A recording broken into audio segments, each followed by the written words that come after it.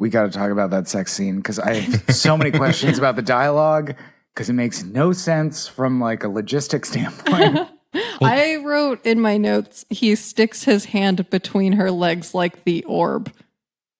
Oh, yeah. And what's the orb? We'll have to get to that. Or the sphere, The sphere, yeah. Gross. Gross. Let's find out why that's gross. This also explains why he lost his hand halfway through the movie. All right, everybody. Welcome to Untitled Podcasts with Art, a show where we talk about art through the lens of pop culture, but it's also about, I haven't nailed this down yet. It's a pop culture podcast about art, but also an art podcast about pop culture. Exactly. Yeah. You nailed it. I nailed it. Thank you. It's an Artaboris. It's an Escher staircase of a podcast.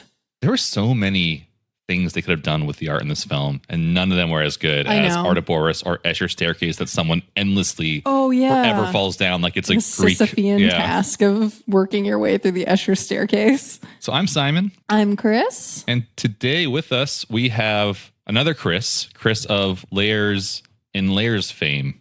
Yes. Hey, Chris. I understand the name is confusing. We brought you on here to explain yourself about the name. After that, you can go. Bring me before the tribunal. I will explain myself. I'm Chris Scott, old friends of both these two, and of the band Lairs and Lairs. Who does our theme music. Woo. Yeah. Yes, thank you. Our very first guest on our podcast. So if you thought Chris and I on our own were insufferable, we thought, what if we add more Chris's? And that's why you're listening, because you think we're insufferable. And if you know another Chris you can bring next time, let's go ahead and get that locked down. And then eventually you'll change your name to Chris. Yeah. Huh? I feel like we might cause a black hole with a Chris cubed. So like a Chris squared is stable. Yeah. I'll get consumed like you're the Akira monster. It'll be like that time where I was dating a guy named Chris and we went rock climbing together, and then on the pitch, two other people rolled up right next to us, and one of them was named Chris. So everybody was like shouting out instructions to the wrong Chris at all times. And I would hear my Chris be like, do something. And I'd be like, okay. And they're like, no, that wasn't me. And when you left, were there any fewer Chris's? There were two fewer.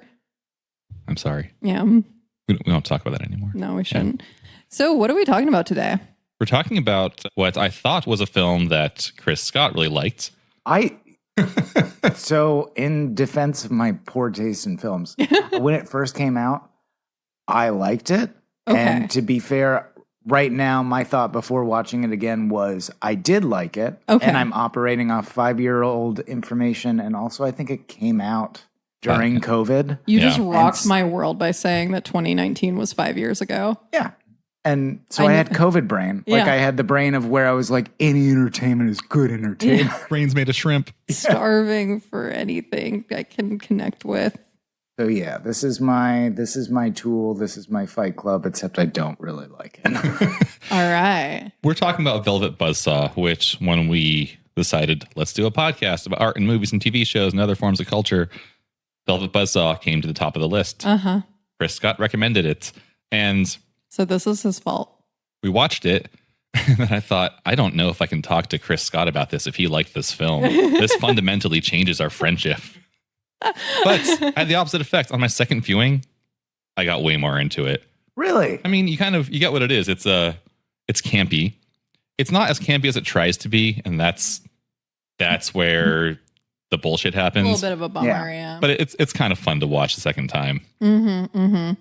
So, for those who don't know, the IMDb synopsis describes Velvet Buzzsaw as a thriller about the contemporary art scene of Los Angeles, where big money artists and mega collectors pay a high price when art collides with commerce. I usually like to pull the IMDb synopsis, but this time I also pulled the Netflix synopsis, because it says, a feared critic, an icy gallery owner, and an ambitious assistant snap up recently deceased artist's stash of paintings with dire consequences. And we are making all of our Patreon tiers in the future. Feared critic, icy gallery owner, and ambitious assistant. So I just wanted to point that out. In what order? Right now, the only tier is the feared critic tier. All you morphs out there. Yes. All you Gyllenhaals. Oh, yeah. Team Morph. By the way, the name Morph. I thought his name was Mort for like the first half of the movie. Oh, yeah. I feel like I was cued into it just because I'm getting old. So I watch everything with subtitles. Oh, yeah. So like all the dialogue was, and it was like, oh, Morph. And then it felt like he was somewhere between, the name felt somewhere between Star Trek and then Mork and Mindy. So it was like weird haircut and suspenders. What is Morph? Is Morph short for Morpheus? Is his full name Morpheus? That's what Morpheus was doing before he got pulled out of the Matrix. Yes. I looked up what Morph is short for as a name. It's not. Morpheus. Like, there's a last name that is Morph. Morph. It's not like Morphasa? Morphenheimer. I don't know. When I look up what does Morph stand for, it's a bunch of acronyms for organizations and industrial stuff. Interesting. But maybe, I don't know, there's something in there about him shifting shape to match whatever the cynical LA art world wants him to be. Maybe. But also he spells it with an F. Yeah.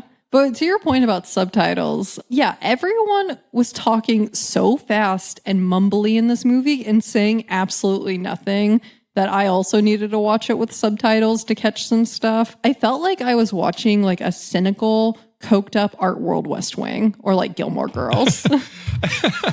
That is, I have almost the exact same note, which is, it sounds like a precocious 15-year-old Adderall to shit wrote this after watching something by Aaron Sorkin. There's definitely that rapid fire dialogue. And like, also I have in my notes that the opening sequence seems like it should be a television show and not a movie. This signals my brain to look for a skip intro button. Yet there is no button to find. No button. I mean, can we petition Netflix like, hey, you guys started the skip intro thing. Like, why not here? Yeah. On my second watch through the movie, I realized like I had no idea what anyone was actually talking about in like the first half of the movie other than like Josephina being sad she got dumped. Like that was the only thing I could catch. And on the second watch through, I was like, okay, I have to like rewind. What is the plot? The whole thing with Pierce is like not even important, even though it is like set up as being this really important thing at the intro. You get through the whole movie, like, all right, this is a slow movie. That's fine. Suddenly you think, all right, things are happening. We only have like 30 minutes left in this. I guess it's going to wrap up. And you think, okay, it's probably over. Stop it again.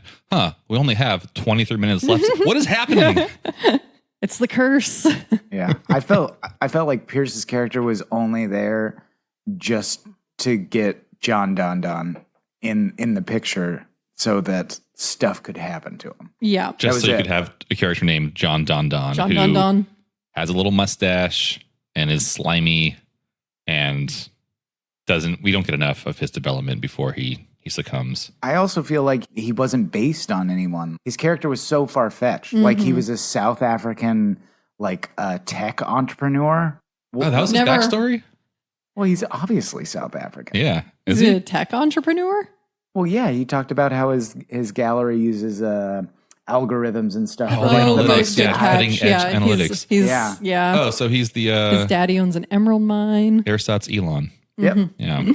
That's what I was going for. Thought he was there to represent every man in LA who has ever worn a scarf instead of a tie with a suit. Boy, because he looked like a 15-year-old trying to play this part. It's like, oh, you can grow a mustache, you're hired. Yeah, it's that kind of mustache. It's the right kind of American Apparel mustache. Yeah.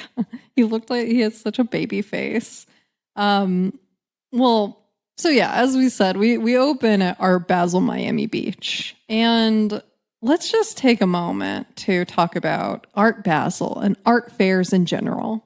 There is so much art in this art fair scene, and we are introducing every single character rapid fire within the first 5 minutes. There is a lot here. We first encounter LA-based art critic Morf van de Walt, played by Jake Gyllenhaal.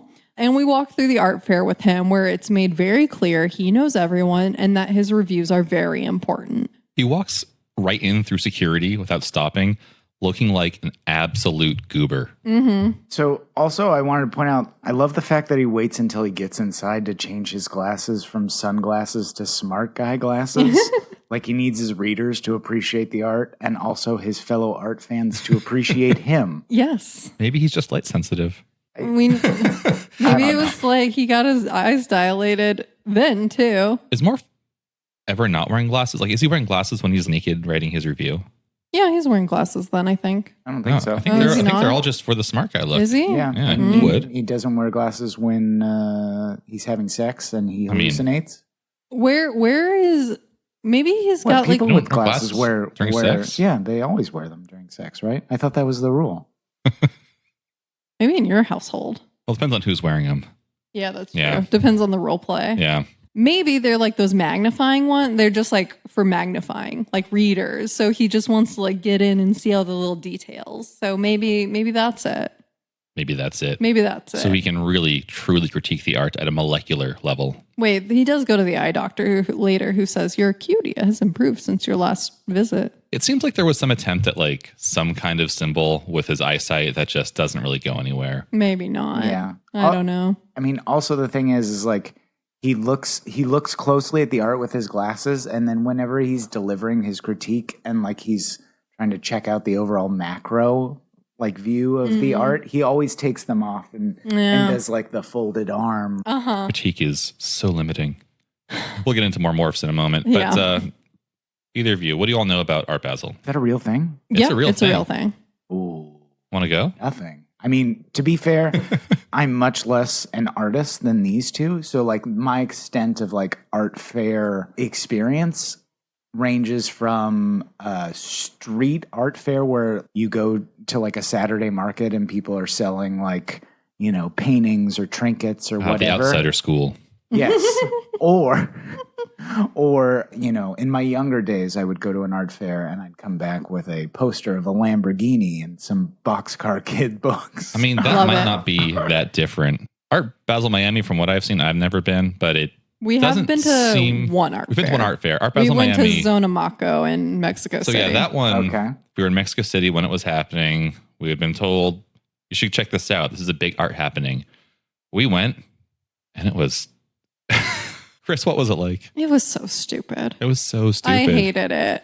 It was, I mean, it looks like it looks in the movie. So it's in a big convention center, tons of fancy rich people. People get like super dressed up to go walk around the art fair.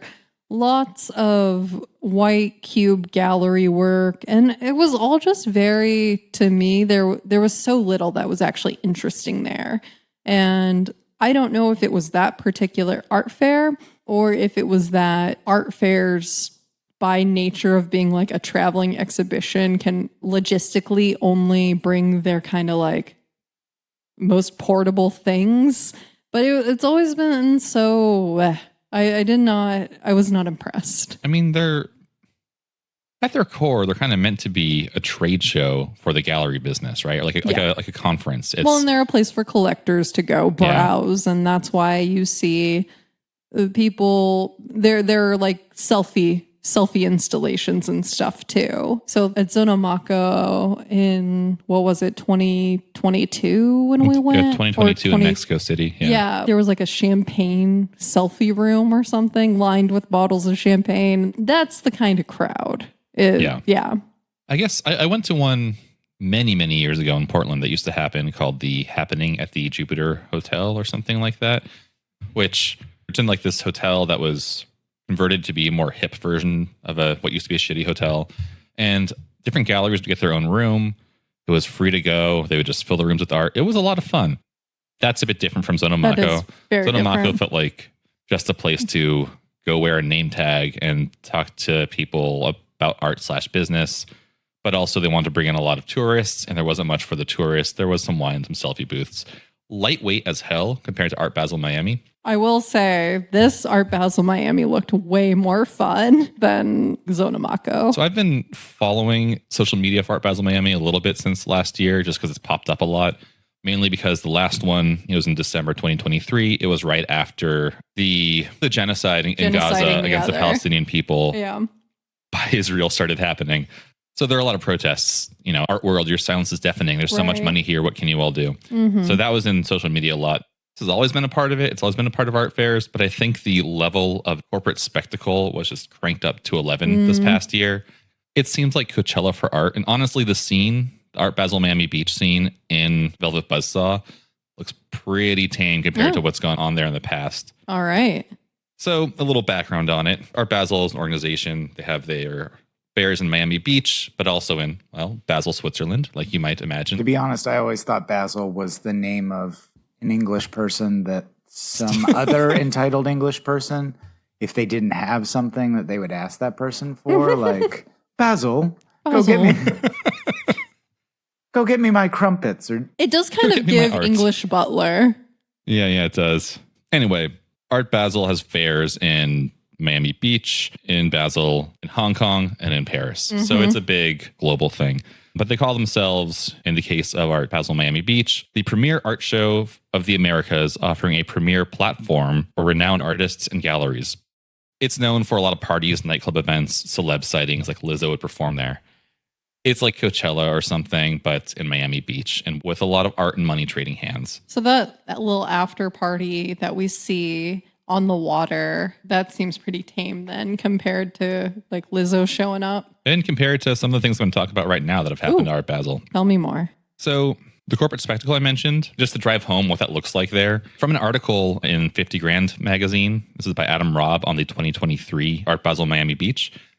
Quote, Mark Ronson DJ'd a block party on Lincoln Road in celebration of artist Alex Israel's frozen yogurt pop-up, Snow Beach Frozen Treats, presented by Capital One Dining.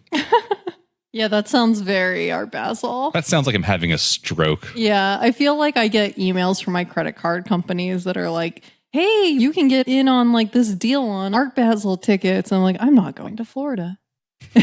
That's not going to happen. Try harder, Capital One. Yeah, that's too many names. It makes me want to run through a chain link fence. Like AI has to be writing that, right?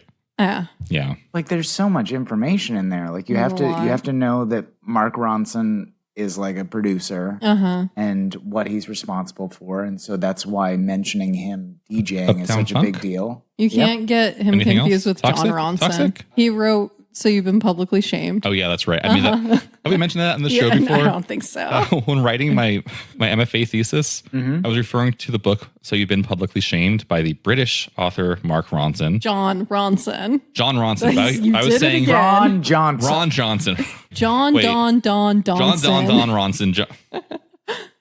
Is it John or John Don? John Don Ronson. John Ronson wrote So You've Been Publicly Shamed. Yes. I had been writing Mark Ronson for at least 2 drafts. Nobody noticed until Chris proofread for me. Did you mean the Uptown Funk guy? What does Uptown Funk have to do with this? I mean, to be fair, he also did the Barbie soundtrack, and he's most famous for doing Back to Black. Amy Winehouse's record. Okay. Yeah. So there is credence to the art and music that he does make. He's not just the Uptown Funk guy. On the side, he writes these accessible kind of academic airport bookstore reads about public shaming on the internet. And psychopathy. Absolutely. Yes. Psychopathy. Oh, yeah, and the psychopath test. Yeah, Anyway, so yeah, weird turduckens of corporate sponsorship with different kinds of music and art and stuff like that. Great word to describe too much stuff together. Just about everything in this world can be described as a turducken. Maybe that has to do with the current stack of the media culturescape that we're in, but we're in the turducken era. Turduckenocene. Are either of you familiar with any art that has gone viral from Art Basel in Miami? I mean, probably, but I can't think off the top of my head. I don't know. Well, I know that you are. Because for Halloween one year, you were banana taped to wall. That was Miami. Okay, yeah. So there was the viral piece where it was a banana duct taped to a wall. Do you know that one, Chris? Have you seen that one? I think so. Okay, yeah. I'm going to say that I'm not going to have any contribution to this section just due to the fact that I just now, like 5 minutes ago, learned that Art Basel is a real thing. We're always learning stuff on this show. None of us have actually been there. No. It could all be smoke fake. and mirrors. Yeah. It could all be one big performance piece. It could all be a conspiracy like the moon landing. Anyway. But banana taped to wall, I'm somewhat familiar. Yeah. Or at least I can envision how it would be done. Yeah, there's no point in showing you a photo of it because it is exactly what you think. But I will possibly put the picture of me dressed up as banana taped to the wall for Halloween. So that was a big thing there back in 2019. But there's more to that story. There's more art that banana taped to wall begat. Yes. So while that piece was up, I mean, there was all this uproar because that piece sold for $120,000. Uh-huh. And then a couple days later, someone stormed the booth and ate the banana off the wall. I remember that. I also remember thinking that was planned. It was. Yeah. Yeah. It was art, but if you just click the video, you can watch the video. This man is not storming. No one's stopping. This man is sneaking. No, he just goes for it. First of all, the piece isn't really the banana. It's a series of instructions for display and a certificate of authenticity that this banana taped to wall is art and other bananas taped to wall are therefore not art. But the certificate shows provenance and ownership and I guess like, I don't know, like fucking NFTs or something that this one's real and matters for something. Mm-hmm. But, you know, the instructions, there's a tradition of art being that way, like Solowit with his instructions for making his wall drawings and stuff like that, where the art is actually the instructions to make it for display and not what you actually see in the end. So, you know, there's history there. That guy, though, the guy who ate it, is not just some rando who wanted internet clout who went and was hungry. This was a performance that he called Hungry Artist. His name is David DeTuna. He's a Georgian-born artist from New York City. This guy is quite prominent in the art world. Well, he was. He passed away in 2022. Was it from the banana? That was the banana that did it. Food poisoning? Yeah. His signature work was putting single glasses lenses over large reconstructions of national flags. Mm-hmm. Like if you took eyeglasses, broke them in half, and you put a bunch of them in a wavy pattern over a flag. Sort of looks like bubble wrap. It does, yeah. He used to work as an optometrist or in a glasses store, had all these materials. The flags themselves, one he's really known for was the Georgian flag, which was actually made up of newspaper clippings and various elements of popular culture. But the idea being that the flag has meaning, but then you refract it with all these lenses. You notice in that photo, he's wearing something on his eyes?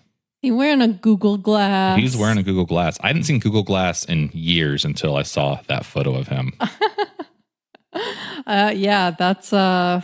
All right. That's part of the art. That's it. He is a performance artist, isn't he? Yeah, but for the viewer, you put on a Google Glass when you approach this. Oh. And I think there's like a camera somewhere inside it that tracks where you're looking and shows you little videos on your little glass pop-up thing of media pieces. Like you look at a picture of JFK, you get a JFK speech that's relevant to it. So it's this painting that's kind of interactive and was billed at the time as the first artwork created that incorporates Google Glass. Oh, cool. Yeah.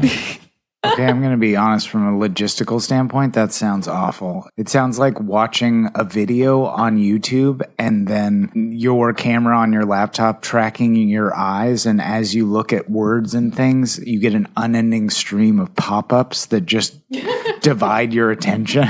Does sound extremely bad. Mark my words, that'll be YouTube in a few years. Yep. Like eye tracking technology already a thing. That's what we use in like marketing research, right? Like where does the eye go first when they hit a page? We've all got webcams. It's all a question of what laws protect us from people using this left and right, and which ones are easy to enforce. None of them.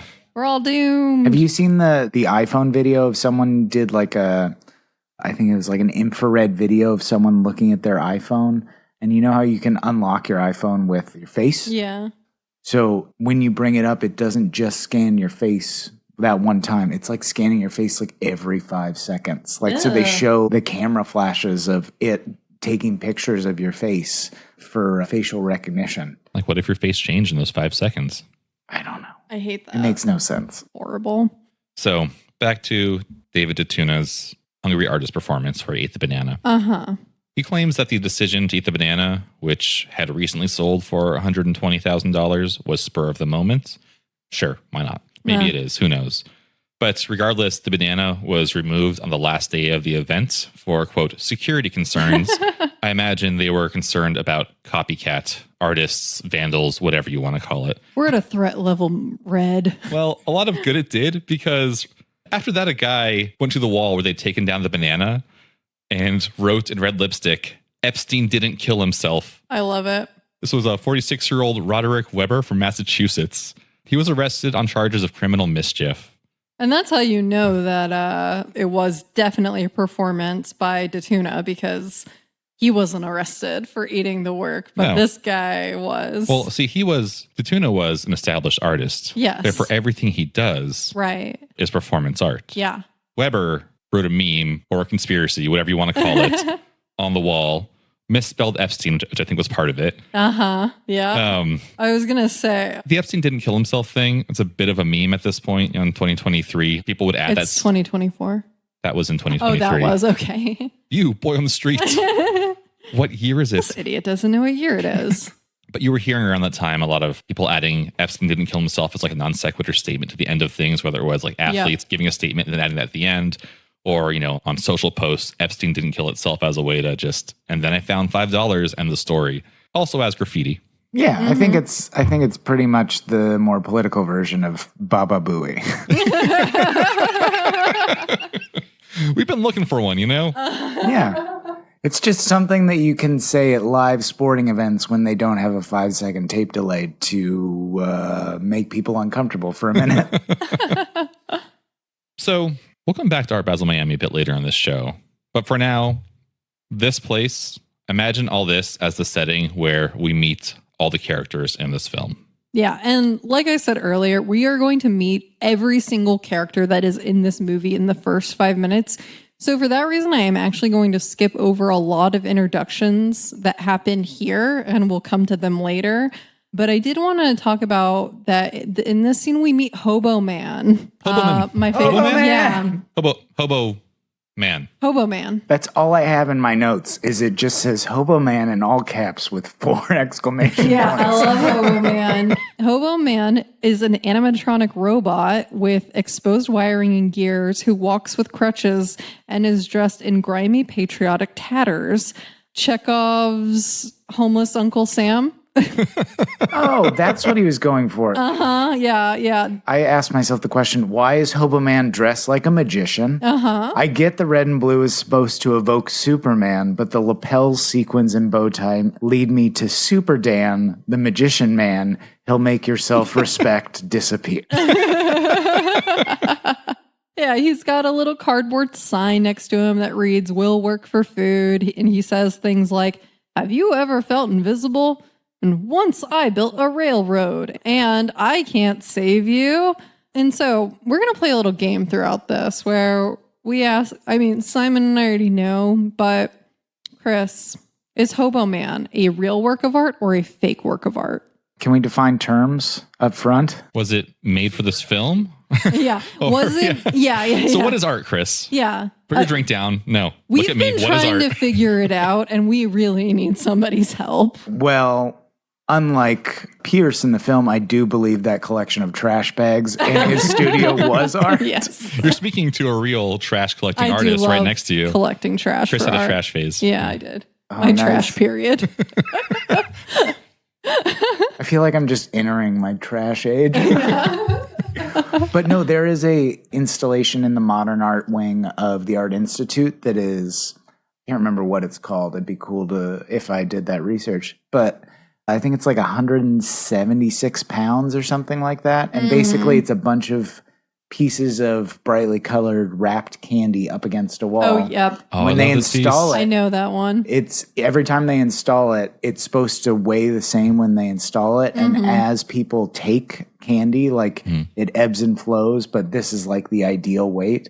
I keep telling my partner that I'm like, we need to go eat some of that candy. And she's like, I'm not going to eat a piece of art. And I was like, let's go eat the candy. That's the point. I have a piece. I think it's just on that shelf right up there. If we find it, you can eat it. Oh, no. I have a membership to the Art Institute. I can go get candy whenever I want. I'm going to get my membership worth of candy from the Félix González-Torres piece. So I don't know if you're familiar with that piece, Félix González-Torres. It's the weight of his lover who had died from AIDS. Yeah. I believe it was AIDS, yeah. And so the weight that they're always trying to make it be is the weight of that person. So everyone takes a piece of him over time. It's really beautiful. It That is is. very sweet. Yeah. I know. It makes me kind of misty-eyed. Yeah. Yeah, I can be such a grump about art, but and so I love that piece. Yeah. Unlike any of the art in this film. So Hobo Man, was that art that was created for this film? Or do you feel like it was art that had a life beforehand? Oh, I think it's art that was created for this film. Definitely. Ding, ding, ding. You are correct. It's actually played by Mark Steger, who was the Demogorgon on Stranger Things. Oh, no shit. Yeah. Second Stranger Things tie-in with this. Yeah. Yeah. Yeah. Because of Coco. Yep. Yeah. like we said, supposed to be like a homeless Superman. But what is real is when that gallery owner is trying to convince him it's innovative. Are you going to write a review about it? And Morph says to him, Jordan Wolfson's female figure 4 years ago, as like a burn. And that is a real piece. So pop that tab open. Oh my God. This is female figure. And she says things like, my mother is dead. My father is dead. I'm gay. I'd like to be a poet. This is my house. And tell them touch is love. And dances around to music. So you can watch a little of that video to see what she does. That installation is terrifying. Yeah. Anybody want to describe what you're seeing on your screen right now? Let's see. If you have ever seen the original adaptation of Roald Dahl's movie The Witches, when the main witch transforms in front of, I can't remember the child's name, but when she transforms, that's the face. She's got the hair of, I guess, modern day Paris Hilton. So it's like beyond shoulder length platinum blonde hair. She's dressed like one of the fembots from Austin Powers, and she's dancing against a mirror, and her shoulders and all the joints are exposed, showing the mechanisms that make this character move. It is terrifying. And she's affixed to the mirror by a metal pole coming out of her, like, I don't know, sternum or something. Like torso, yeah. It's also, the voice, that's the artist's voice, right? That's Jordan Wolfson's voice that she has? That's just his voice, yeah. He's not trying to, like, do any voice acting. It's just his voice. So it's very unnerving to see it coming out of this odd dancing robot. But yeah, that is a real piece. Something, though, that I wanted to talk about that the Hobo Man reminded me of, and I think it's a little bit more of a tangent, but it is Sun Yuan Peng Yu's I Can't Help Myself. I remember this piece. Yeah, so we first saw it together at the 2019 Venice Biennale. You got to see it? Oh, yeah. Not the Jordan Wolfson, the one. No. Yeah. Look at it in my notes. Yeah. I got there too. Oh, you got there too? How did you get there? That, like, immediately it evoked in me the anthropomorphizing of art, and like the fact it can't help yourself was like an idea of, what if we built something that has this job and it struggles to do this job, and we watch it bleed and fail and slowly break down over time. And I was like, oh, that's Hobo Man. Yeah, totally. That's exactly what I thought. And I felt like, Hobo Man is, I think, a little on the nose in trying to say stuff about like the current culture of the US. And I felt like this piece is trying to say something about, the current climate, the global climate of immigration and surveillance and authoritarianism. So I'm so pleased that you got there too, because I was like, this feels like a stretch, but I love this piece, so I want to talk about it. Dead on. Yeah, we saw it at the 2019 Venice Biennale. I mean, it really stuck in my mind as one of the standout pieces. And it was initially commissioned for the Guggenheim. And actually, just to talk about it a little more, Simon, can you describe what it does? Yeah, I walked into the room where this piece was at the Biennale, and it's enclosed in this big cube. I don't know, it's probably like 10 by 10 by 10, if not more. It's this white cube with glass around it so you can see inside. Inside is a big articulated robotic arm, like not the ones that look like people arms or anything, the ones that look like weird robotic arms that are putting together cars or making you coffee at a Muji. Or hunting you down in a Black Mirror episode. True. I thought that was a dog. That was a dog. It was anyway, a doggy. Don't trust any robots. Mm-mm. Just imagine how terrifying it would be if there was a giant arm coming off the back of that dog. After you. God damn it. Well, on the end of this big factory-looking robot arm is a giant squeegee, and all around the robot arm is a pool of what really looks like blood. Yeah, like it's red. like a leaking motor oil, like kind of viscous fluid. But when you walk into the room, it's like spinning around. So there's a camera above it that's tracking the color, and its instructions are to keep that color contained in a certain radius around the arm itself. Mm-hmm. And so it keeps scooping, but because of the slope of the floor, the liquid keeps running out. So it's futilely scooping and scooping. And when it'll spin around, it'll splatter it all on the windows. And it splattered the window right as I walked in. I was like, what? Is someone being murdered in here? What's happening? Executed. Really love this piece. According to the Guggenheim, the work employs an industrial robot, visual recognition sensors, and software systems to examine our increasingly automated global reality, one in which territories are controlled mechanically and the relationship between people and machines is rapidly changing. Placed behind clear acrylic walls, their robot has one specific duty: to contain a viscous, deep red liquid within a predetermined area. When the sensors detect that the fluid has strayed too far, the arm phonetically shovels it back into place, leaving smudges on the ground and splashes on the surrounding walls. So yeah, I just wanted to talk about that briefly. I felt like that connection just kind of popped into my head. And again, I'm so happy that you got there too. Oh, yeah. Other Chris, who is not the same person as me, definitely not. Reading that thing, like, I guess I had this backstory in my head that was like a little bit more like sad. Because like I thought the installation, like I didn't know that they put the fluid in there. I thought that was hydraulic fluid within the actual arm. And as the arm tried to do its job, it would lose more and more fluid. Oh. And so it would, like, it's basically making its own work as it goes. And then it's very easy to anthropomorphize as you watch it when it sees something like far behind it and it has to spin really fast. And it looks frantic. It looks afraid and it looks frazzled when it has to move super fast. And it's really easy as a human being to like look at it and be like, oh, that thing's scared. I thought that the work was like, eventually it's supposed to break down completely over time.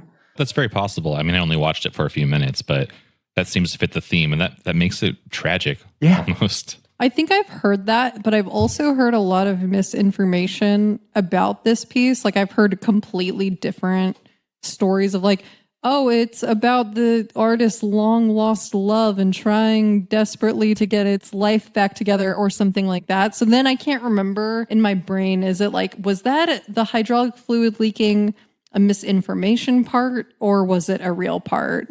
So I got to follow up on that because I don't remember either. I have definitely heard that too, though. Everyone's projecting their own tragedies onto this arm. I mean, this is better than WALL-E, to be honest. Yeah. Uh-huh. No, like I thought it was like the human experience as you get older of like you lose more and more of the thing that makes life easy for you. And then you have more responsibilities that you're slowly trying to like take care of. Oh my God, I feel that so hard. Even if that's not the artist's intended thing, I feel that's so hard with this piece. Yeah. And it gets harder and harder to be a human being. Of like you wake up and you're like, my hydraulic, like I'm sore today for no apparent reason, and I have these things to do, and you're just clawing at stuff. Well, I sneezed really hard yesterday. I guess that could be why. Yeah, at this point, only thing left to do is start a podcast. Exactly. All downhill from here. So next we meet Josephina, played by Zawe Ashton, and she works for Rodora Hayes, played by Renee Russo, at the Hayes Gallery in LA. And she is heading into Art Basel when another gallery assistant, Coco, Natalia Dyer, who, as we said before, Stranger Things, Coco, who knows she is going into the art fair, calls her and tells her that her boyfriend Ricky is cheating on her, even though she said she did not have time to talk. Yeah, we never get any explanation for the timing of that call, why Coco knows that. I know. Feels like a real She was at the bar thing last to do. night. Yeah. Oh, yeah. She got them all over each other. And yeah. He was pretty drunk. He was pretty drunk.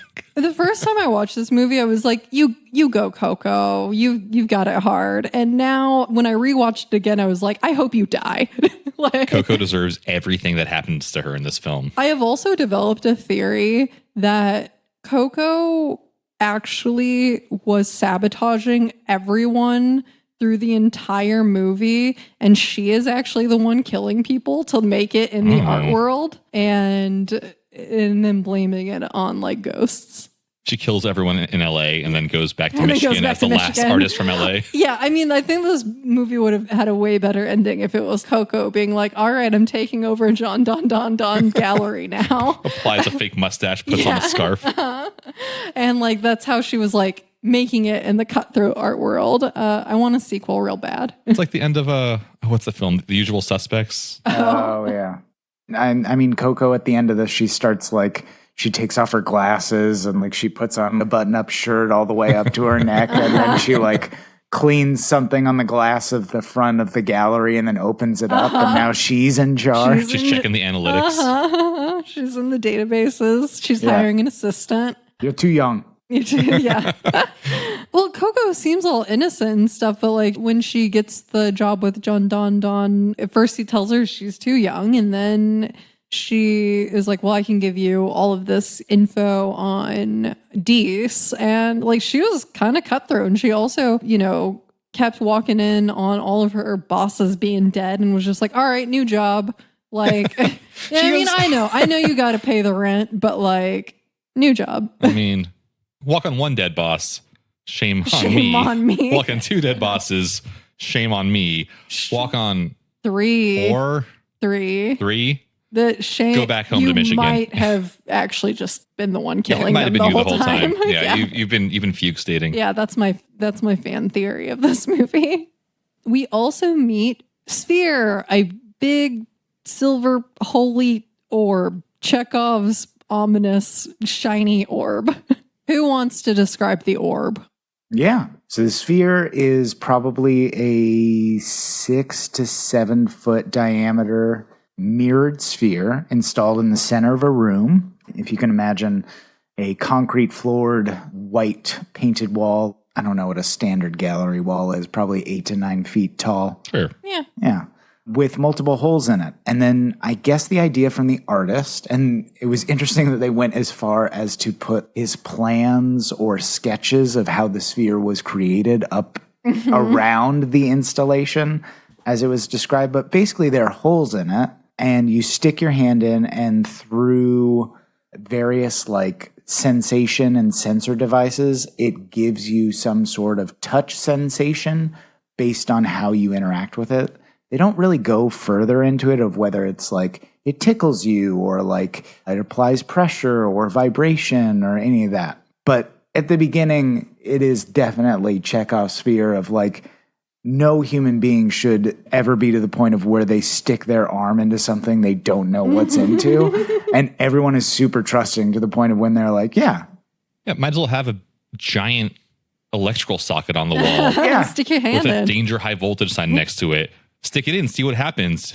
Yeah, I barely trust the holes in bowling balls. I know. You get your little fingy caught in there when you're letting it go. Redora tells Morph when he comes by to see it, it creates this unique sensation depending on each person and whatever hole they decide to explore, just like life. It uses all sorts of sensors and gizmos. It's about choice and desire and sex, the whole enchilada. So, second round of real or fake. Sphere, real or fake?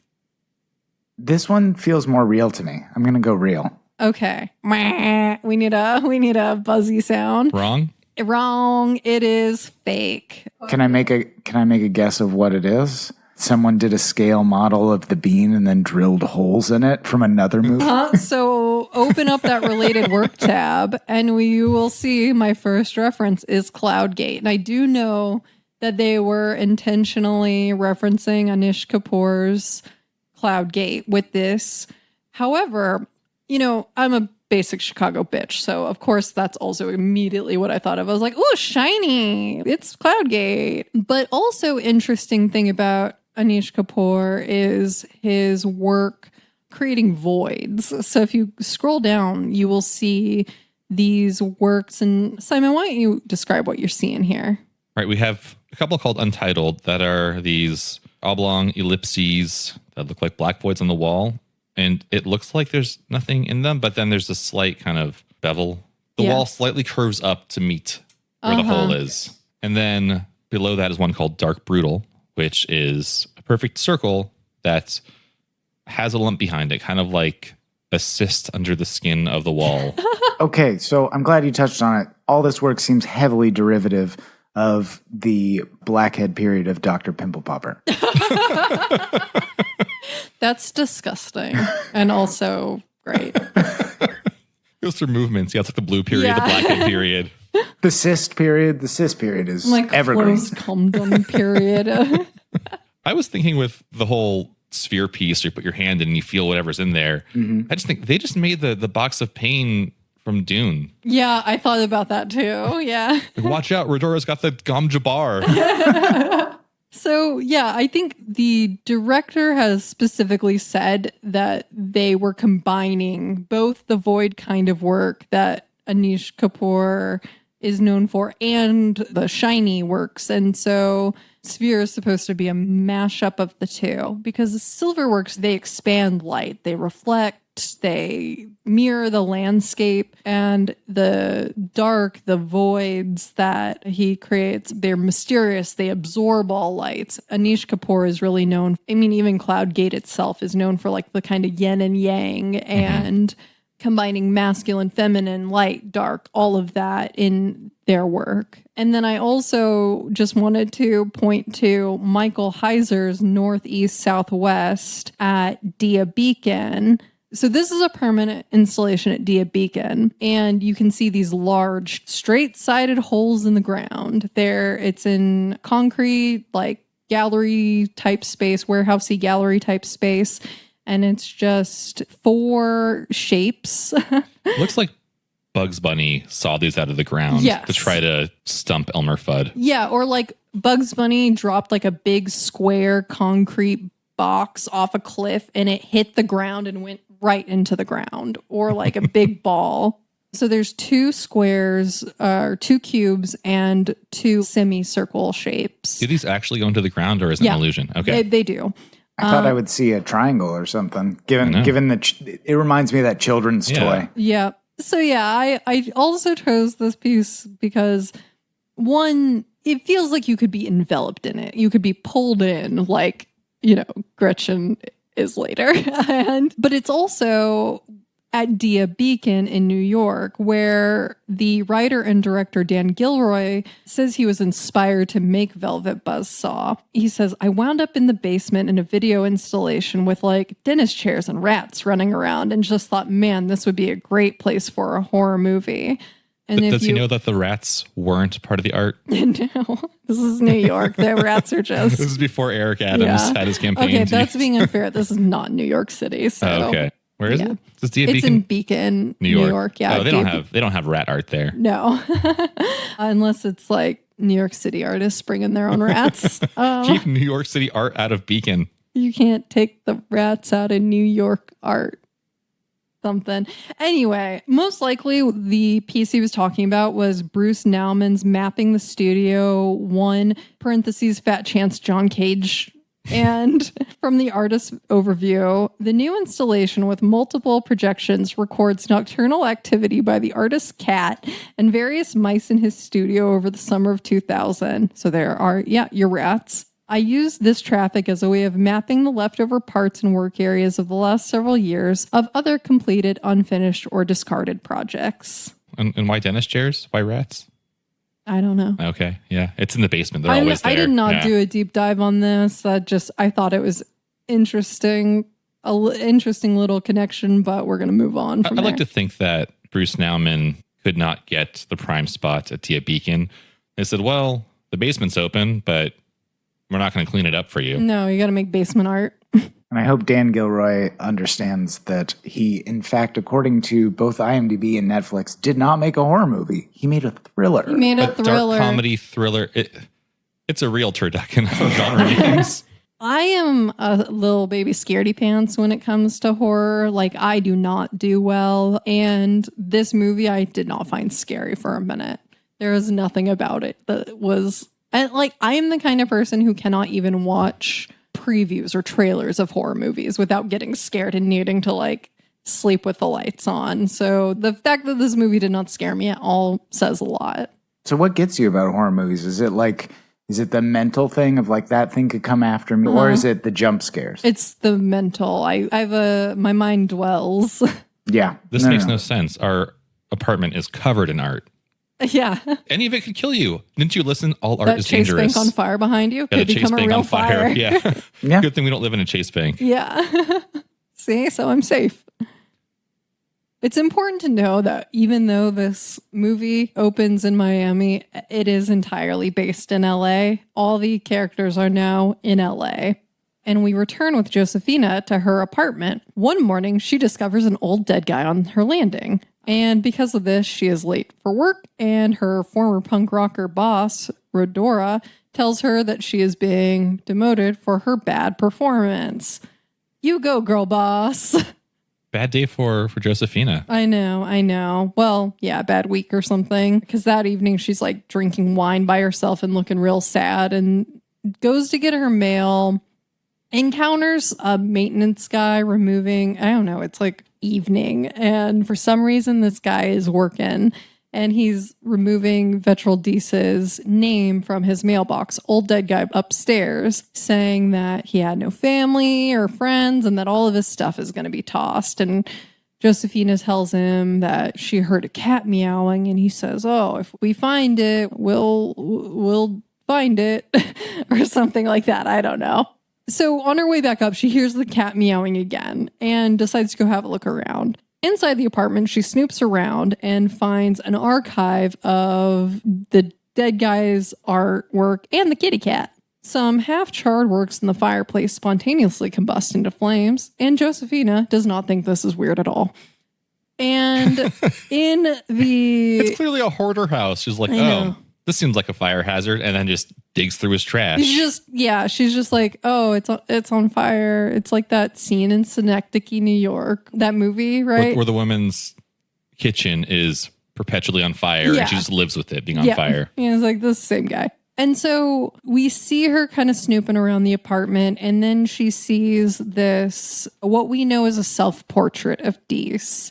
And can I get a description of this self-portrait? I mean, even in the darkness of his apartment, it looks like it is from the Renaissance, like it's smoke damaged or something. Like it's super dark. Uh-huh. He doesn't have like an angry look to him, but his nose looks like it's cut off or flattened or something. Mm. And you can't really see anything besides the white collar down. Like it almost looks like the collar and then the lighted parts of his skin are the only thing that exist separate from the background. Yeah, it kind of looks like his jacket or something fades into the rest of the room. Doesn't look like he's having a very good time. No. And what we find out about him later, I'd say he wasn't. Not really a fun-loving guy. Yeah. So this work, throughout the entire movie, we're going to get to know Vetraldice, his archive, his body of work. And that body of work was created actually by artist Saxon Brice, who also created work for the TV show Paradise Lost. Has anybody ever seen that? TV show? Yeah, it's a TV show. Yeah, it's a book. It's a Paramount Plus original, a supernatural family drama featuring a young female art prodigy whose prophetic paintings hold the key to a dark secret in her small town. So, Simon, I think we have gotten a new assignment. Great. I've never heard of this. I have not either. So, Brice says he drew inspiration from Francis Bacon and Lucian Freud for kind of vibes, and then with a painterly style drawing on George Bellows, Eric Fischl, and Janet Fish. And if you open up that tab, you can see George Bellows' work there called 42 Kids. And George Bellows is actually, I think, most known for his paintings of boxers and boxing. But I chose this image to look at, especially because of the children and all the movement in the forms. I immediately saw that connection to the Deese work that I think Brice was trying to capture. That piece is called 42 Kids. It's kind of weird to count kids that way. Isn't it? Also, yeah. That's a lot of kid butts. It is a lot of kid butts. It's 84 cheeks. Yeah. We could have a couple single cheekers in there. Yeah. Who knows? Yeah. Well, can you describe what you're seeing in the painting, Simon? It looks like, well, I'm going to assume it's 42, but I haven't counted. Red herring. Could be kids, maybe some are out of frame, who are disrobing and swimming off of some kind of old rickety pier into a lake. And it's dark out. Oh, and, interesting that you read it as dark. I mean, I'm not saying you're wrong, but just interesting. The background, the water fades to black. Yeah. And that gives all the contrast of the image. Uh-huh. It looks a little bit like the raft of the Medusa. Oh, interesting. Uh-huh. Well, Bellows was considered one of America's greatest painters when he died in 1925. And some stuff that the National Gallery of Art had to say about this piece. In turn of the century slang, kids referred to roaming young hooligans who were frequently the offspring of working-class immigrants living in the Lower East Side. They also go on to say, in 1908, when it was first exhibited, the painting garnered praise and derision alike. What one critic called one of the most original and vivacious canvases in the National Academy of Design exhibition, it was condemned by others for its inexcusable errors in drawing and general proportions, and as a tour de force of absurdity. Soon afterward, a jury denied the work the prestigious Lippincott Prize, fearful that the prize donor might be offended by the title and subject of the painting. When asked if this was the case, Bellows quipped somewhat opaquely, no, it was the naked painting that they feared. It was the cheeks. It was the cheeks. So they feared the cheeks, and they said that this isn't good enough of a painting because of the angles are technically wrong. Yeah. These butts don't look like butts I've seen before. These butts are too pointy. Yeah, I love this piece. I think it's very evocative of, and not just because it's got 42 naked children in it. Jesus Christ. Epstein didn't kill himself. Yeah. It's really brings to mind those like carefree summertime sort of days, especially pre-helicopter parenting and stuff like that. And what I also love is just, I can very clearly see how Brice borrowed from Bellows so heavily to create the Deese work in this piece. What's the other one here? The Eric Fischl? Yeah, I didn't put info right under it because I want to get your cold read of it. I don't want to cold read this one, Chris. You have to. Do you want to cold read it? I can cold read it. Okay, so describing the painting, it is a painting of an art gallery. In the background is a painting of seemingly a woman lying on her back, covering or manipulating her genitals with a hand, the right hand, and then some other figure facing in, and then another picture in the back, which is like a head portraiture of a very orange person, stark white lips, Trump-esque, if, you know, it ain't easy being cheesy. But the focus of the painting is a multitude, 1, 2, 3, 4, 5, since we're counting cheeks, 6, 7, 8, 9 people, so 18 cheeks. Surprise, more math in this episode. We're counting today. So 18 cheeks are surrounding a piece of what would be sculpture work, and the sculpture work is pink and on a pedestal and could be described as somewhere between chewed bubblegum and poop. Okay, yeah, you put a lot more detail and effort into that than I would. To me, it was like, it's a bunch of dudes sitting around watching porn at an art gallery, and there's a sculpture of poop in between them. There's one lady presenting lady that's looking at her phone, and not paying She's tweeting attention. about she's at a gallery where there's a bunch of dudes just standing around watching porn. The bathroom line for the women's is so long. Yeah, so this is New York-based artist Eric Fischl, and he is best known for his paintings of 1970s and 80s suburbia, but I came upon his collection of art fair work and just had to talk about it for this episode, obviously. The gallery statement about this work says, this series takes as its subject the contemporary art market. The paintings depict art fairs and gallery openings and feature intricate compositions where people and artworks are layered in sophisticated arrangements of form and color. Fischl has always been a keen observer of the relationship between people and between the people and their surroundings. These paintings demonstrate the artist's acute observation of body language and the small details that reflect social relationships, particularly in the heady environment of the art fair, with its charged atmosphere of money and taste, financial and cultural capital. And I chose this image mainly because of the fucking, but also because this looks like it could be a scene in the movie, you know? Absolutely, yeah. Like you have this large, what I assume is canvas, maybe it's a video piece or something, behind these kind of bored looking people who just seem over it. They're on their phones. They're probably talking shop of some kind, business. The video piece is Jordan Wolfson beating up his latest animatronic. Yeah. Jesus Christ. Yeah. Okay. I think the important thing to note here is that upon a second viewing, there is a seated patron in the middle right. So there are technically 20 cheeks. Yes. Wait, are we counting the cheeks in the video piece or in the canvas in the background? You know what? I didn't. I did not No. give them cheek hoods. These are non-diegetic cheeks. Also, the guy in the middle kind of looks exactly like the Hobo Man Gallery guy. Who, yeah.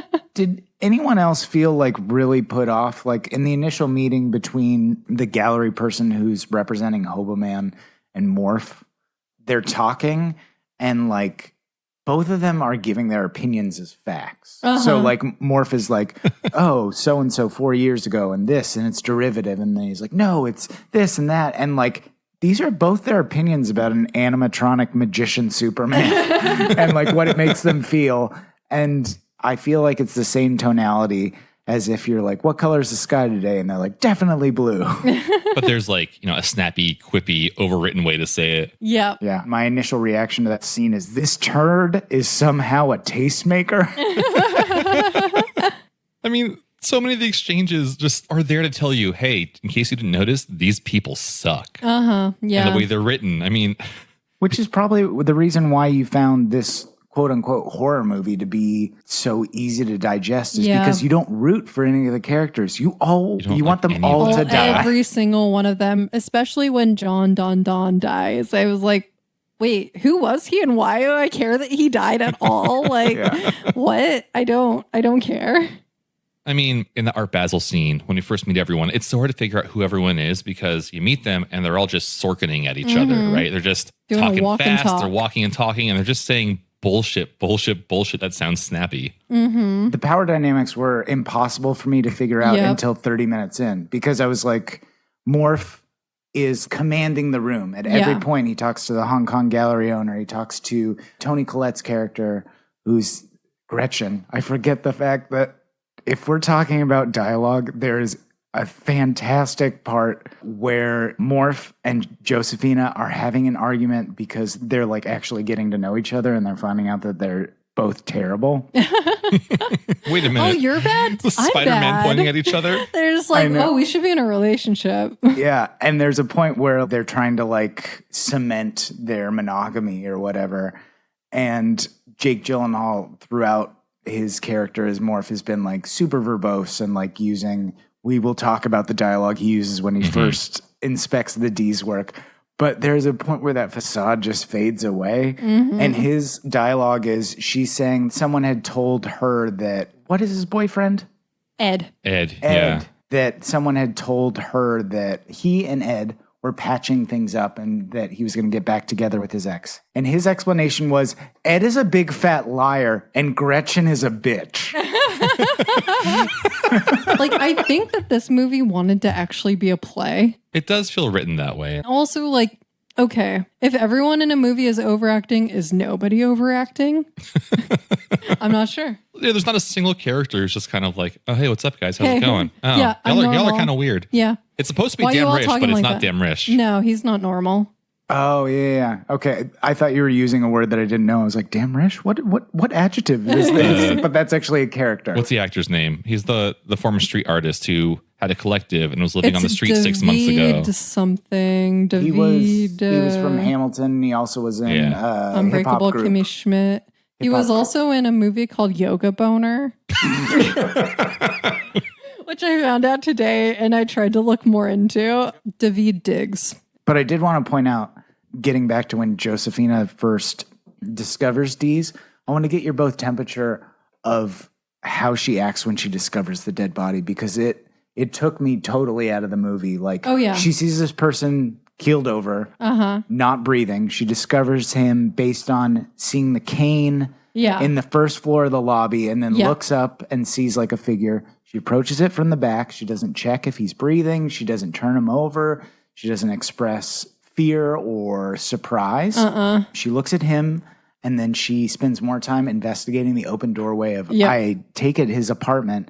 And the only time she decides to involve anyone else is when a neighbor says, hey, is that guy okay? And she goes basically in the same affect as, yes, one slice of pepperoni pizza. She says, call 911. Yeah. And I was like, this person is, no one acts like that. Also, She has a cell phone. Yeah. I'm busy here just crouched over, staring at him, rubbing my hands together to steal his art. I can't possibly call 911. She approaches him the same way you would approach a work of art that you're not quite sure about. Ooh. Like, she's taken a long look. And that is a good interpretation. I didn't even think about that. She has to be told what her reaction should be.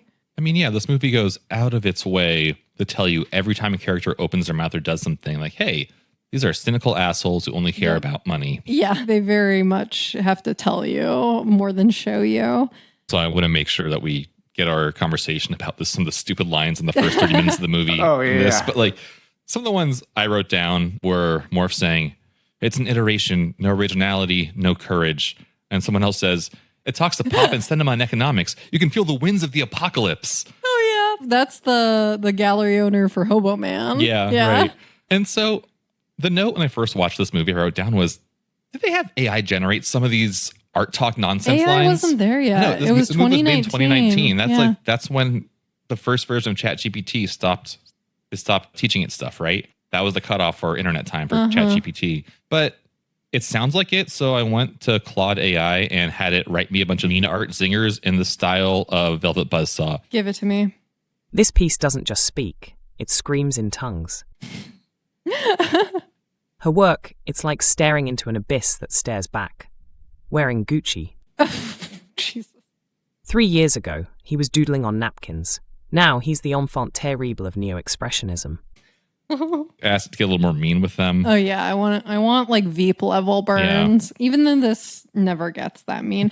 This movie would have been really fun if it was like Veep level vitriol. The only time we really get that is when fucking Gyllenhaal's character Morph is at the funeral roasting the funeral choices. Oh yeah. He's like, the casket? What color is that? Smog orange? Imagine having to spend eternity in that. Even Josephine was like, what the fuck, dude? I did appreciate Gyllenhaal totally roasting the funeral. Throughout the film, he has like a real weird obsession with color. And he, what are they called? He talks about her skin. Yeah, and he gives it like a specific color. Oh, yeah. I can't remember. Saddle brown. It's a mix between saddle brown and almond something. You can't do that to people's skin, buddy.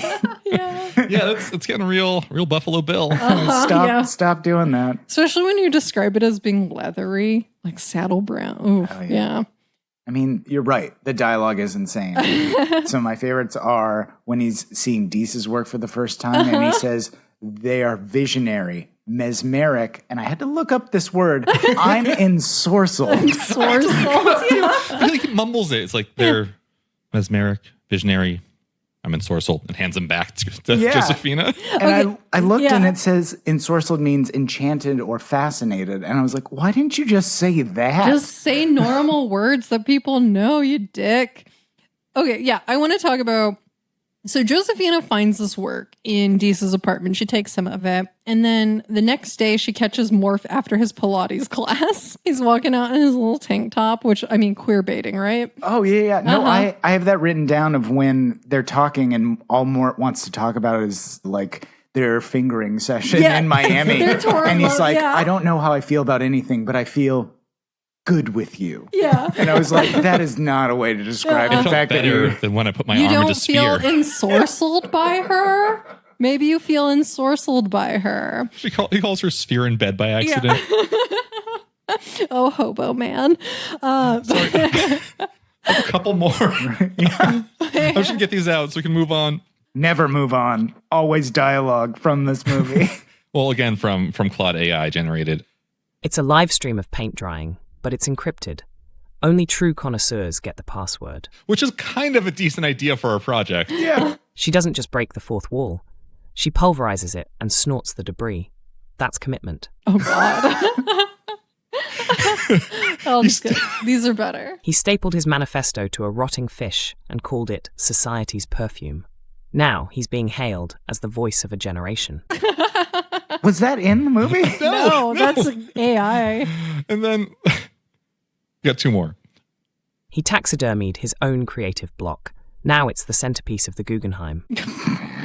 Which Guggenheim? I just learned that there are so many Guggenheims. That guy put his name on a lot of things. Yeah. Oh, Peggy. she. Sorry, right. Peggy. She is buried with 13 of her dogs. And Yes, when I was in Venice, I went to her grave, and apparently a dog mass grave that she had. Oh my! Those dogs were all. There was a mass dog execution when she died. Yeah.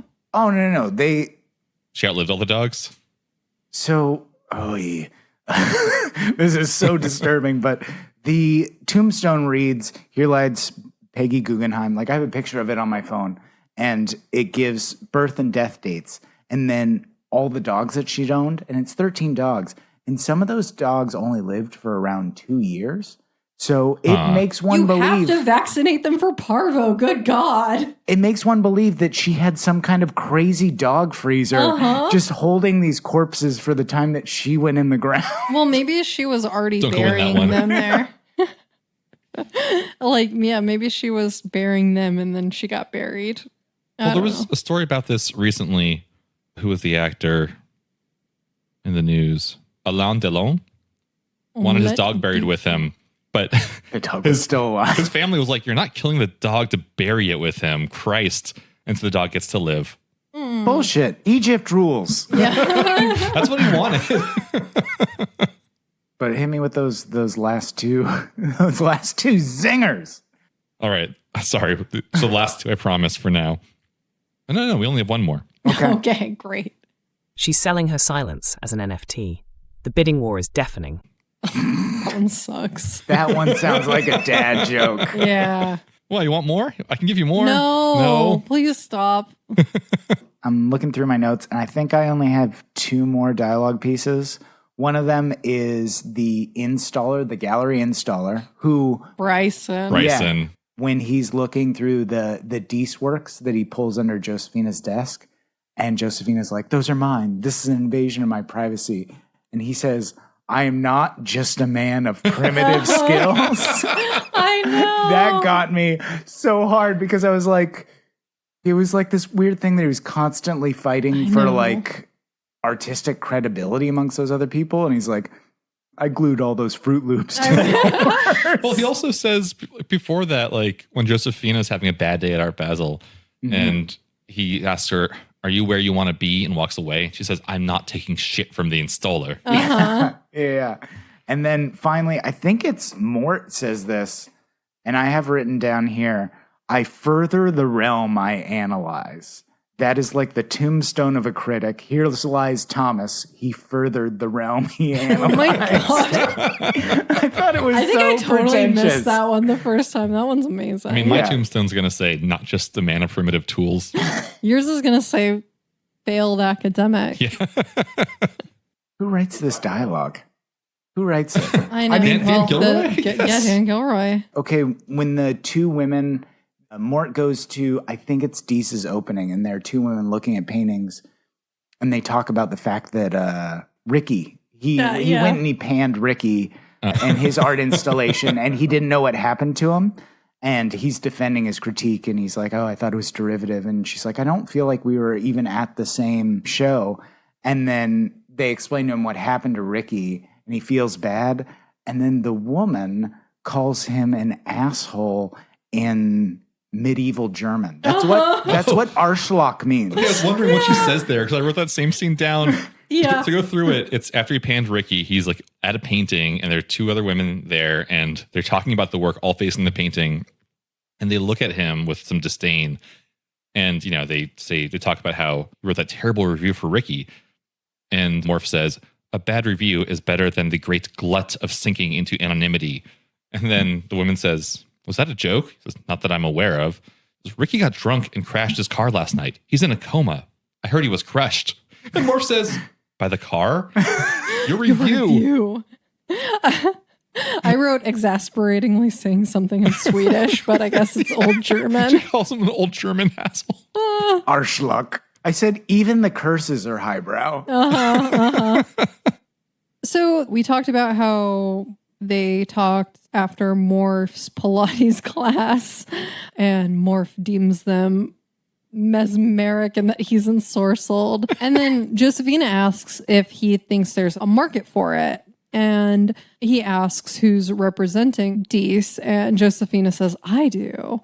We cut to Morf visiting his friend Gretchen at Lama, which is, they Not keep Lachma. showing the brood. Well, the exterior is the brood.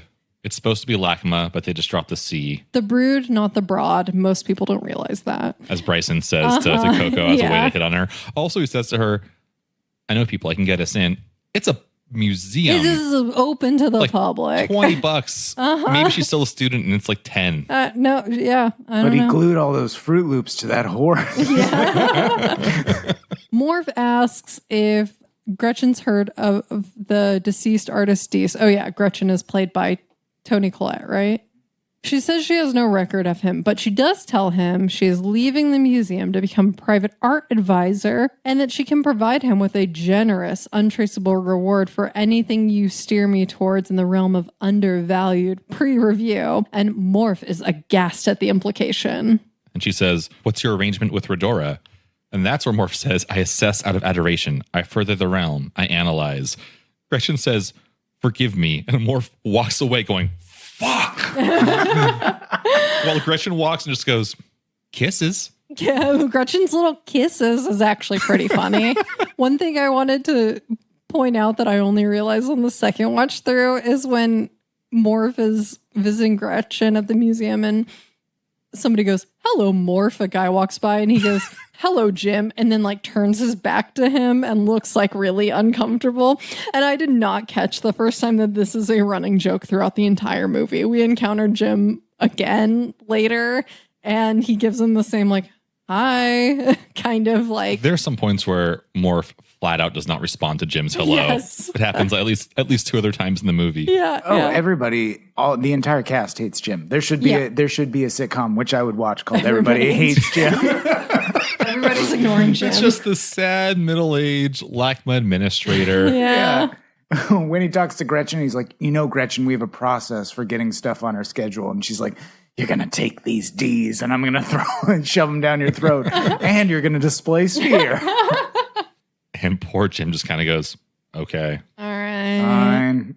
So Redora is tipped off by a gallery installer, but really an artist, and overall bad dude, Bryson, who was played, as we've mentioned, by Tom Sturridge. One of the endless parade of hot, jacked dudes in this movie who inexplicably work in the arts. So he's ratted out about the work Josefina found. Redora barges into Josefina's apartment and threatens to enforce a non-compete if she's not given a cut of the Dees work. And speaking of terrible dialogue, she says, I invented do-it-yourself, and you're in way over your head, babe.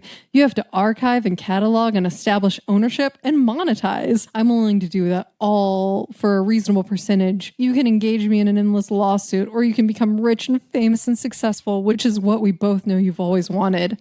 Oh, Invented do-it-yourself? What the fuck are she you was in a talking punk about? band. She was Remember? in a punk She was in the punk band, the titular Velvet Buzzsaw. Yes. The only DIY punk band ever. Only. The only one. I didn't know that's how you made money in art. Archive, catalog, Yep. establish ownership, and monetize. Yeah. When she finally gives Josefina the decision or whatever, and Josephine acquiesces, it is straight up deal with the fucking devil. She sticks out her hand. I think there's a violin swell that's your character's making the wrong decision. Yep. So, having little choice, Josefina teams up with the Redora. They are going to exhibit Dees's work. They concoct a story with a bunch of lawyers that the work was found in the dumpster. Morf is also included on the scheme. He begins researching Dees and writing catalogs, exhibition statements, and working on a book. And this is where we get the incredible Jim. Critique is so limited and emotionally draining. His gallery also hires a private investigator who starts to uncover that Dees had a troubled past, including institutionalization. And the PI tells Redora that he took the only copy of the record available. All art is dangerous. Oh, yeah. Yes, all art is dangerous. As Morf. they keep telling you. So fast forward a bit, Heizer is opening a Dees exhibition. Pointless characters and artist Pierce, who is played by John Malkovich. I will say, when John Malkovich came on screen the first time, I squealed. I was so excited he was in this movie. Wasn't he was there at Art Basel? I'm saying when No, we just haven't gotten to them now. Like, they are totally pointless. There is no need for John Malkovich or David Diggs Dimreach to be in this movie. Well, have you heard that Pierce is leaving for John Don Don? I've heard that Pierce is leaving for John Don Don. And that is a big problem. And so we'll definitely keep that going throughout the whole fucking movie. No, it's just like this endless string of telephone. I know. This game of people being like, I heard Pierce is leaving for John Don Don. Honestly, I feel like this movie, I mean, I want John Malkovich to be in this movie, don't get me wrong, but I feel like this movie could have been better if they had that whole rumor and then we never saw the artist. Would have been half an hour shorter. I know. Yeah, there are a lot of things we could have done to make this movie a half hour shorter. You would have then lost that gag where John Don Don visits Pierce in the studio to see like what's he invested in, and Pierce has made no work. And in response, John Don Don like looks at a bag of trash in the ground. This is new. I love it. It says so much about New York. Yeah. And then Pierce just goes, "It's not art," and keeps walking. I felt like it was a really hack joke, but also I have it written down that it's also very funny. It is there are a lot of super obvious jokes that, you see so often in media. Wait, so because you two did the research, I have written down, I was curious if you have an answer, and if not, if we can posit a guess, who Pierce is based off of. What artist? I guess I don't really dive that deep onto him. He's making those large scale. We only see his work like once, it's right? Like his graphic abstract paintings. Did we see those? I think we just saw people talking. We just about saw them. people talk. The only work of his we see are Not Trash and Rainbow testicles. Yeah, we do see people doing repros down in like the ground floor of some of his work. The whole point of that character is they can see the art factory that's making the art units to sell to John Don Don, but there's no new work. Oh, no. What I thought Pierce was saying when John Don Don was trying to sign him was the fact that like, you're only going to represent my new work. He's like, everything, all the repros of the work that's popular that I've already done is released under my name. And so that's the crazy thing when I was at the Guggenheim in Italy or the Met in New York or whatever, and you're like so jazzed about seeing like a Jackson Pollock or something. You want to take a bit home for yourself that's not on your cell phone. Like a repro, like posters like $45, $55. And that's where Pierce is making all his money. Oh yeah, that's how he has that big expensive warehouse studio that he can shoot baskets at. Shoot baskets and leave a pile of garbage just in a corner to trick people into thinking it's art. But I felt that he was either a Jackson Pollock or a Jeff Koons character. He seems a little Koonsy to me in that he's I also felt like he was very, I don't want to say it, to me there's a pop art vibe to what he's doing. Very graphic, very like hard edge painting. You thinking maybe like repeated characters, like a Keith Haring or something? I'm thinking of like, I feel like this is just going to become Chris thinks everything's Andy Warhol. No, that's totally fine. It's in the title of the show. Yeah, he's got a Warhol aesthetic. I feel like I saw just in my brain flash, I was like Yayoi Kusama, stuff like that. In terms of the graphic quality of what we saw. Was that the dots? The polka dots. Yeah. Kusama's the dots. Okay. Yeah, she does the pumpkins, the dots, the mushrooms. Did she do the installation Fireflies, where you go into a dark mirrored room and there are LEDs hanging Fireflies on the water, yeah. I got to see that in Phoenix, and it is, dare I say, mesmeric. I was ensorcelled. Were you ensorcelled? Honestly, I Before the sublime, the whole body quivers. love Yayoi Kusama, and I have not gotten to see any of her immersive installations. And Phoenix, they have it up all the time. I'll be sure and go to Phoenix. Go to Phoenix. There's other stuff. That's where I'll go. Phoenix. So I think the speculation about Pierce's character, about John Malkovich, is that he's Jeff Koons-ish. Okay, that makes sense. Also, little Jeff Koons appearance in this movie when Gretchen, before she gets sphered, is walking through the museum with Jim, who nobody likes. And I'm sorry, who? some other character who I don't know the name Jim. of. Yeah. And you can see that they're heading into the Outsider Art Gallery. There's a wing for Outsider Art? They're calling the show Outsider Art for Dees. But This is then where we put all the right losers. next to that, they're right next to the Coons exhibition, which is like the opposite of Outsider Art. And I just thought that was a nice touch. Got a lot of Gretchen. This is peak Gretchen in this scene, wheeling and dealing with Redora at the Dees opening. She's, now she's no longer tied to Lama. She advises a private buyer. So she's got power and she wants to sell. And she tells this to Redora, and Redora's response is, "How hilarious for you." Oh, yeah, I loved that little bit. What if we paid a premium? That doesn't butter the biscuit. Or what the fuck would? Can you imagine if you were at an opening and you overheard people talking to each other like that? I would be live tweeting the whole thing. You'd be like, is this the art? Is one of them eating a banana? I'm confused. What's going on? Yeah, it's like, when we talked about in Broad City, the ink exploding all over the painting and one guy starting to clap in the crowd. And I feel like, oh yeah, that's the art. It also reminds me of, I cannot remember the artist's name. Forgive me, but there is an artist, I think she's German, who does these performance pieces called like 7 Old Women Standing in the Way. And she'll have a gallery opening. And I think inside the gallery is usually like pretty sparse. But outside the gallery, there will just be like 7 old women in front of the door blocking it so that people can't actually get in and feel frustrated and stuff. Oh, yeah. Yeah. Have you seen it's art that's sweeping the world. It's called inconveniencism, where it just makes your life a little bit harder all the time. It's like a air dryer that won't turn on no matter how many times you swipe your hand under I it. feel like this is a real thing, though. Yeah. Well, I mean, yeah, it's about how everything is just so much fucking worse. Yeah, I mean, there are artists who play with like de-designing like social media platforms. The artist of 7 Women Standing in the Way is Annika Ström. I love her work. She has other similar performance pieces like that. That reminds me of, if you went into a gallery and everybody was just talking like they were in Velvet Buzzsaw, you'd be like, oh God. I mean, all it tells me is I'm probably going to the wrong openings. They're usually the most awkward environments you could imagine, where the only thing that gets you in there is that, oh, they have some snacks and some wine. And I have to make really awkward small talk, which sounds nothing like what you hear in this movie. Morph does kind of capture it when Jim walks up to him at this opening and says, "Hey, Morph," and Morph just does not turn or say anything to him. I feel like I have experienced that. Have you ever felt invisible? Yeah. Once I built a railroad. I can save you. Hobo Man is just Jim. Yeah. Maybe Jim's the one. Maybe Jim and Coco teamed up. Oh, and man.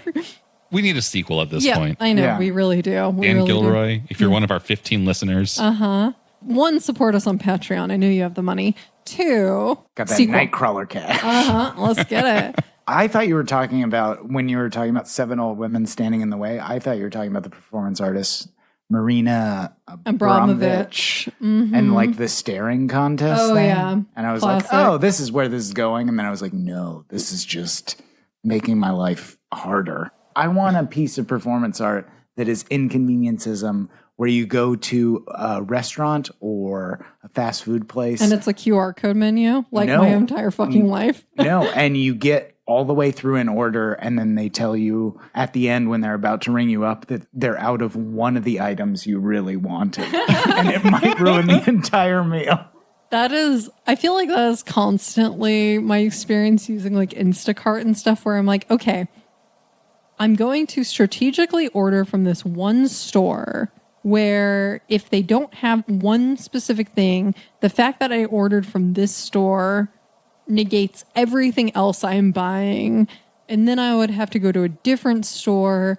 And I just feel like modern life is fucked, you guys. I feel like it's fucked. I think we've got a project here, y'all. I do. Yeah, Chris, I think you are an artist. Hey! There you go. Tell my mom. I mean, I know you're an artist because you make beautiful music, but I thank feel you. you are also a performance artist. Okay, I'm into it. Well, now I'm thinking of that Art Basel Miami brand activation /art, where Mark Ronson DJ'd a block party on Lincoln Road in celebration of artist Alex Israel's frozen yogurt pop-up Snow Beach Frozen Treats, presented by Capital One.